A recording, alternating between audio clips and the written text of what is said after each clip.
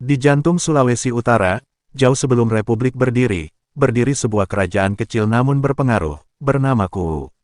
Terletak di antara perbukitan Minahasa yang diselimuti kabut dan diapit Teluk Biru yang kaya akan ikan, Kuwu tidak hanya menjadi pusat perdagangan hasil bumi, tetapi juga tempat bersemainya intrik, sumpah darah, dan tahta yang diperebutkan dalam diam. Disinilah kisah Raja Ponto Lumopa dimulai, seorang pemuda dari garis keturunan raja, namun lahir tanpa hak sah atas mahkota. Ia tumbuh dalam bayang-bayang sang paman, Raja Maleo, penguasa ketujuh Kuwu yang dihormati rakyat tetapi ditakuti para bangsawan. Sejak kecil, Ponto sudah menunjukkan kecerdasan di atas rata-rata. Ia pandai membaca lontarak, menguasai peta bintang, dan mampu memimpin pasukan latihan di usia 15. Namun, darahnya tak murni di mata istana. Ibunya adalah keturunan pendeta laut, bukan dari darah biru utama. Ia dipandang rendah oleh beberapa anggota Dewan Panglima Kerajaan, tetapi justru dibimbing diam-diam oleh kakeknya, mantan raja yang dibuang karena menolak tunduk pada Belanda. Dalam sepi dan tekanan itu, Ponto tumbuh menjadi pribadi yang keras luar, lembut dalam, dan memiliki strategi lebih tajam dari sembilu. Tahun 1854, kapal dagang Belanda bersandar di Teluk Kuwu membawa misi dagang baru. Namun di balik layar mereka menyelidiki kekuatan kerajaan-kerajaan lokal yang belum tunduk penuh. Kuwu adalah salah satu dari sedikit kerajaan di Sulawesi Utara yang masih mempertahankan kedaulatannya. Raja Maleo sadar akan bahaya itu, dan mulai mencurigai setiap pergerakan bangsawan, termasuk Ponto yang kini telah menjadi pemimpin pasukan pengawal istana. Sementara itu, di desa-desa pesisir, rakyat mulai membisikkan nama Ponto sebagai harapan baru yang bisa membawa perubahan bagi tanah Minahasa. Intrik dimulai saat kepala istana mendapati surat rahasia yang disembunyikan di lumbung tua milik almarhum kakek Ponto. Surat itu mengungkap skema penggulingan kekuasaan dari dalam, menyebut nama Ponto sebagai calon penerus dari garis spiritual kerajaan.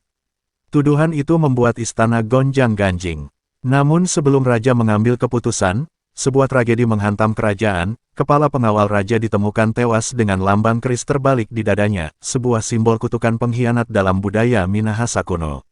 Semua mata tertuju pada Ponto, padahal ia sedang memimpin ekspedisi perbatasan saat pembunuhan terjadi.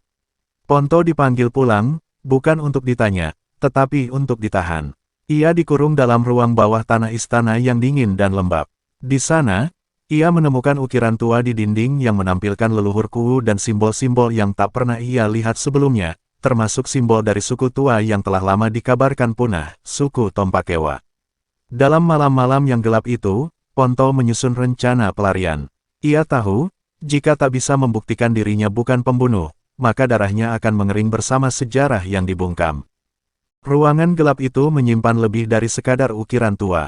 Ponto, yang darahnya menyatu dengan akar Minahasa, mulai memahami bahwa ukiran tersebut bukan hanya seni leluhur, tapi sebuah sandi. Ia mengingat kisah dari sang kakek tentang mata laut, sebuah kelompok rahasia yang menjaga warisan spiritual kerajaan, lahir dari suku Tompakewa yang dipercaya telah musnah. Namun di balik kisah rakyat itu, ternyata mereka masih beroperasi di bawah tanah, mengamati pergeseran kekuasaan, dan kadang mencampurinya. Di hari ketiga dalam penjara, seorang tahanan lama yang hampir dianggap gila mulai berbicara. Lelaki renta dengan rambut kelabu itu memandangi Ponto dengan sorot tajam. "Kamu cucu Tola Lumopa," katanya tanpa ragu. "Kau akan paham jalanmu saat malam kelima." Ucapan itu awalnya dianggap omong kosong. Tapi malam kelima, ukiran di dinding mulai memancarkan cahaya redup akibat pantulan sinar rembulan yang masuk dari celah kayu atas penjara. Cahaya itu menunjukkan simbol berbentuk mata terbuka yang tertanam di tengah lingkaran. Ponto, yang sejak kecil mempelajari berbagai sandi, memahami bahwa ini adalah simbol untuk pemanggilan. Ia menekan lambang itu, dan secara mengejutkan lantai batu di dekatnya terbuka, menampakkan lorong rahasia. Tanpa ragu, ia masuk. Lorong itu mengarah ke gua bawah istana, tempat yang digunakan para leluhur untuk menyimpan pusaka kerajaan dan dokumen perjanjian rahasia. Di dalamnya, Ponto menemukan peta lama dan kitab suci leluhur Tompakewa yang mencatat silsilah sejati pewaris Kuwu, dan namanya tertera di sana. Sementara itu, di atas permukaan tanah, kekacauan mulai melanda istana. Seorang pengawal membelot dan membuka fakta bahwa kepala pengawal yang tewas sesungguhnya sedang menyelidiki anggota istana yang berhubungan dengan Belanda. Semua bukti justru mengarah kepada penasihat kerajaan, Tumulangka, yang dikenal licin dan ambisius. Namun, karena Ponto telah ditahan sebagai tersangka, penyelidikan tak berlanjut. Raja Maleo semakin bingung. Ia mulai merasakan tekanan dari rakyat yang setia pada Ponto, serta bisikan dari panglima yang haus perubahan. Di dasar gua, Ponto tidak hanya menemukan kebenaran tentang garis keturunannya, tetapi juga fakta mengejutkan ayahnya, yang selama ini dikabarkan tewas saat perang laut, ternyata diasingkan oleh raja karena takut pada potensi pewaris sejati. Pengkhianatan bukan hanya berasal dari luar, tapi juga dari dalam keluarga.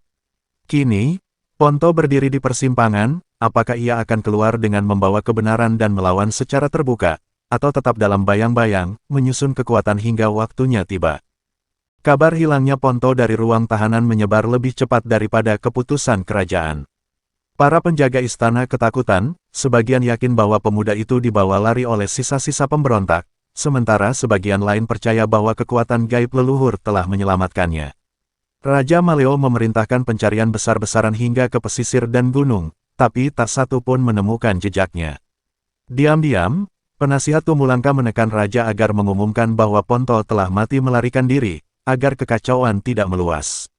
Namun rencana itu gagal. Di tengah ketegangan, rakyat Kuwu yang setia pada garis Lumopa mengadakan ritual adat besar di lapangan utama, sebagai bentuk penolakan terhadap ketidakadilan pada Ponto. Mereka menabuh tambur tua dan mengibarkan kain merah, simbol darah suci pewaris tahta. Bahkan beberapa kepala adat mulai bersuara lantang menuntut kejelasan. Raja Maleo goyah, tetapi Tumulangka terus mendorongnya menggunakan dalih stabilitas. Dalam bayang-bayang istana, kekuatan yang dulu sembunyi kini mulai mengangkat wajahnya. Di gua rahasia yang kini menjadi tempat perlindungannya, Ponto membaca satu persatu dokumen pusaka.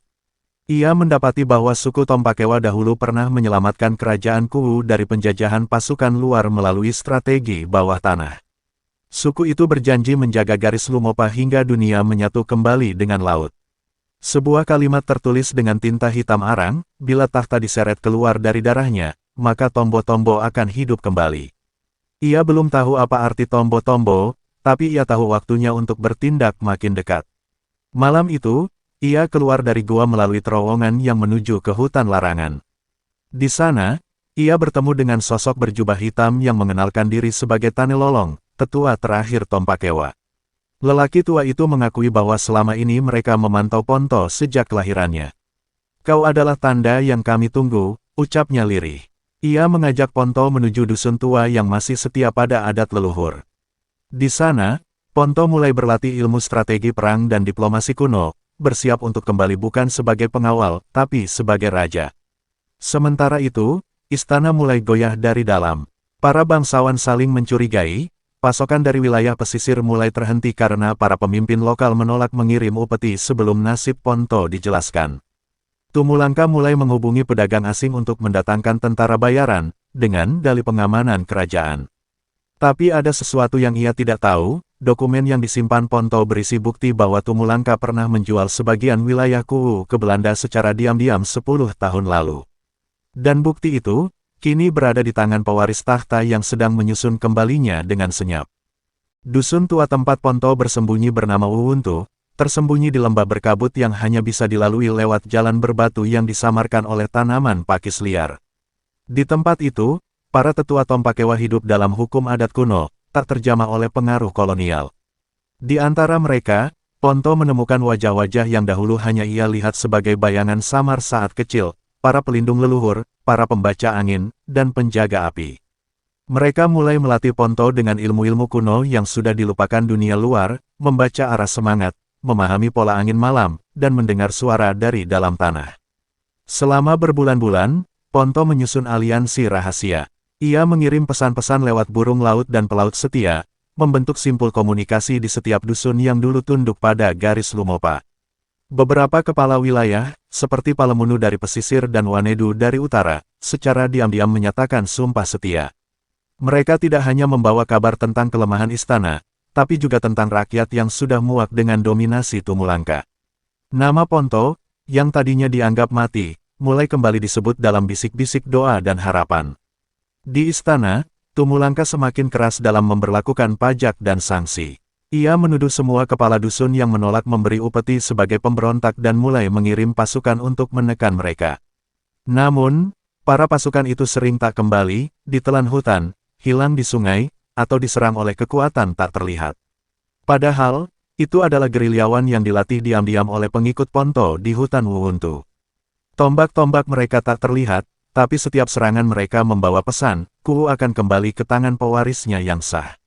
Kabar yang paling menggemparkan datang dari wilayah perbatasan, di mana bendera merah dengan simbol keris dan bulan sabit, lambang asli keluarga Lumopa, berkibar di puncak Bukit Matai. Rakyat mulai berdatangan ke sana, menjadikannya pusat baru perlawanan. Di tempat itu pula, Ponto untuk pertama kalinya muncul di depan khalayak sejak pelariannya.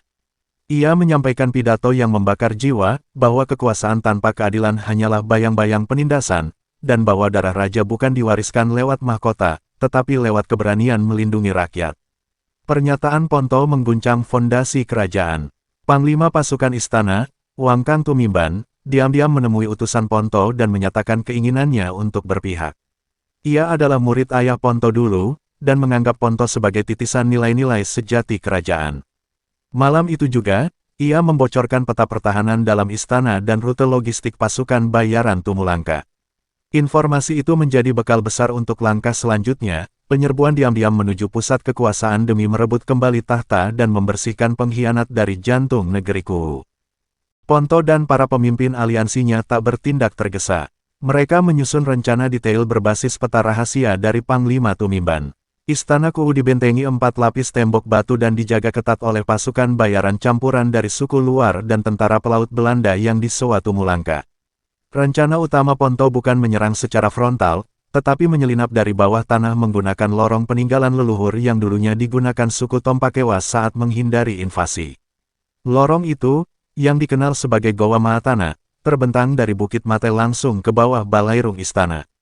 Sementara pasukan utama pura-pura melakukan pergerakan besar-besaran dari arah utara sebagai pengalih perhatian, Ponto bersama 30 pengikut terlatih masuk ke lorong Goa Mahatana di malam purnama. Setiap langkah mereka diiringi bisikan mantra pelindung dari tetua Tompakewa. Jalan setapak itu sempit, berlumpur, dan hanya bisa dilewati satu orang dalam barisan. Di tengah perjalanan, mereka menemukan sisa-sisa tulang dan ukiran dinding berusia ratusan tahun, jejak para leluhur yang dulu menggunakan jalan yang sama demi menjaga tahta dari pengkhianat. Di dalam istana, Tumulangka telah memerintahkan siaga penuh. Ia mendapat kabar bahwa beberapa desa telah menyatakan loyalitasnya kepada Ponto. Ia juga curiga terhadap Panglima Tumimban, namun belum punya bukti untuk menahannya. Tumulangka kini terjebak dalam permainan paranoia, bahkan mulai mencurigai istri dan anak-anaknya sendiri. Ia memerintahkan penguncian semua gerbang, tapi tak menyadari bahwa bahaya sejati datang dari perut bumi, dari lorong yang pernah dianggap terkubur oleh waktu. Menjelang fajar, pasukan Ponto tiba di ujung lorong, tepat di bawah ruang penyimpanan utama istana. Dengan alat kuno dari dusun Wuhuntu, mereka berhasil membuka batu penutup tanpa suara. Saat para penjaga istana mulai mengganti shift pagi, pasukan Ponto muncul diam-diam, menguasai titik-titik penting, ruang senjata, menara pengawas, dan pintu gerbang dalam. Tumimban sendiri memimpin penyerangan ke balairung tempat Tumulangka berada. Semuanya terjadi dalam waktu 1 jam, tanpa suara lonceng perang, tanpa teriakan, hanya bisikan tanah yang mengguncang. Tumulangka terbangun oleh dentingan senjata yang membentur lantai marmer. Ia tak sempat meraih keris emasnya ketika Ponto muncul dari balik bayangan, matanya menyala seperti bara yang lama tersembunyi. Atas nama leluhur Lumopa dan rakyat Kuwu, aku kembalikan mahkota ini kepada darahnya yang sah, ucap Ponto. Tumulangka mencoba melawan, namun kekuatannya tak sebanding. Ia ditangkap dan diadili di depan Dewan Adat, bersama bukti-bukti pengkhianatannya, surat perjanjian dengan Belanda, peta wilayah yang dijual, dan catatan suap kepada bangsawan. Penangkapan Tumulangka tidak serta-merta menenangkan seluruh istana. Beberapa bangsawan yang dulu menerima suap dan menikmati kenyamanan kekuasaan semu mulai gelisah. Mereka khawatir Ponto akan menyapu bersih semua struktur lama. Namun, dalam sidang adat terbuka, Ponto justru menyampaikan pidato yang mengejutkan semua orang. Ia tidak akan menghukum dengan dendam, tetapi dengan keadilan. Ia memberi kesempatan kepada para bangsawan untuk mengakui kesalahan mereka, dan hanya mereka yang tetap membangkang yang akan diasingkan dari tanah Kuwu untuk selamanya. Keputusan itu memperkuat karisma Ponto sebagai pemimpin sejati. Rakyat dari berbagai penjuru Minahasa mulai berdatangan ke ibu kota kerajaan, membawa persembahan, benih, dan panji-panji adat. Bendera keluarga Lumopa kembali berkibar di seluruh dusun, bukan karena dipaksakan, tapi karena dicintai. Di pasar, di pelabuhan, di lereng gunung, nama Ponto disebut dalam syair dan nyanyian rakyat. Para kepala wilayah yang dulu bungkam kini mengirim utusan resmi untuk menyatakan kesetiaan. Kuwu kembali berdenyut sebagai pusat kebudayaan dan kekuasaan lokal yang mandiri. Namun kejayaan itu menarik perhatian kekuatan asing. Belanda, yang selama ini menggunakan pendekatan perdagangan dan intervensi halus melalui pejabat istana, mulai resah. Seorang residen Belanda di Manado mengirim surat resmi kepada Ponto, memintanya hadir dalam pertemuan diplomatik di Benteng Amsterdam. Namun Ponto menolak halus, menyatakan bahwa kerajaan Kuwu adalah entitas merdeka dan tidak berada di bawah kekuasaan Hindia Belanda. Penolakan itu dianggap sebagai penghinaan. Diam-diam, Belanda mulai merencanakan blokade laut terhadap Kuwu. Untuk mengantisipasi ancaman eksternal, Ponto segera memperkuat pertahanan lautnya. Ia menunjuk seorang panglima muda, Marando Kalengkongan, seorang pelaut cerdas dari Kepulauan Sangihe yang ahli dalam membaca arah angin dan gelombang. Di bawah kepemimpinan Marando, armada laut Kuwu mulai dibangun kembali menggunakan teknologi campuran, kapal dagang lokal dengan modifikasi dari seniman besi Wuwuntu, ditambah taktik gerilya laut yang diwariskan dari nenek moyang mereka. Kuwu tidak berniat memulai perang, tapi siap bila perang datang. Sementara itu, Ponto menghidupkan kembali Majelis Hukum Adat Kuwu, lembaga tertinggi yang dahulu dibekukan oleh Tumulangka. Majelis ini terdiri dari tetua adat, pemuka agama laut, serta perwakilan dari kaum tani dan niaga. Dalam satu pertemuan penting, mereka mengesahkan undang-undang pertama dalam 50 tahun yang menyatakan bahwa takhta Kuwu tidak bisa diwariskan tanpa pengesahan dari rakyat dan dewan. Ini adalah revolusi, sebuah kerajaan yang mulai berjalan bukan hanya dengan darah biru, tapi dengan suara rakyat. Ponto bukan hanya raja, tapi simbol perlawanan terhadap segala bentuk penindasan lama dan baru.